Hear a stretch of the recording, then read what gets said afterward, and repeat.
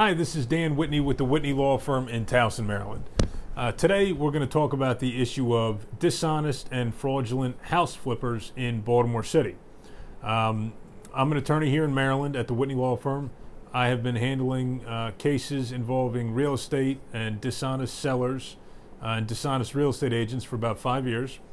And there has been a tremendous uptick in the problem of house flippers buying terribly run-down houses in Baltimore City, putting a relatively small amount of work into the property, and then flipping it for a huge profit to innocent and unsuspecting buyers who don't realize that what the house really is simply a completely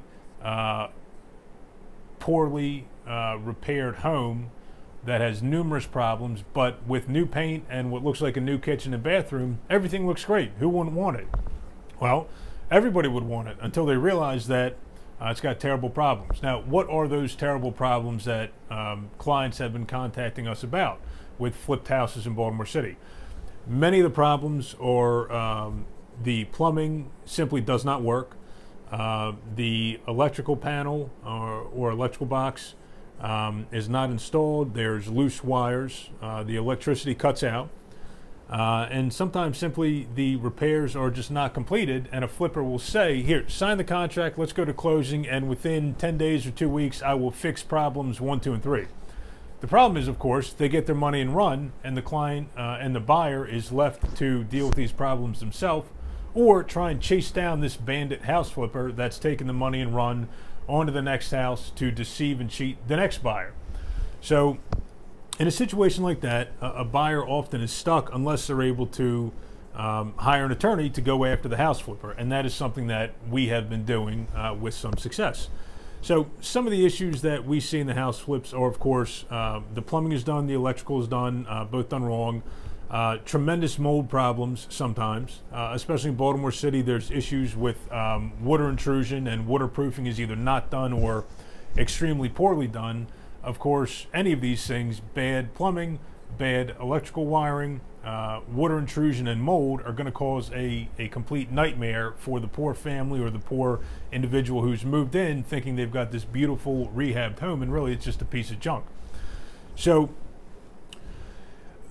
in addition to those problems, what we find often is no permits are pulled whatsoever for electrical work, for a building permit, for plumbing.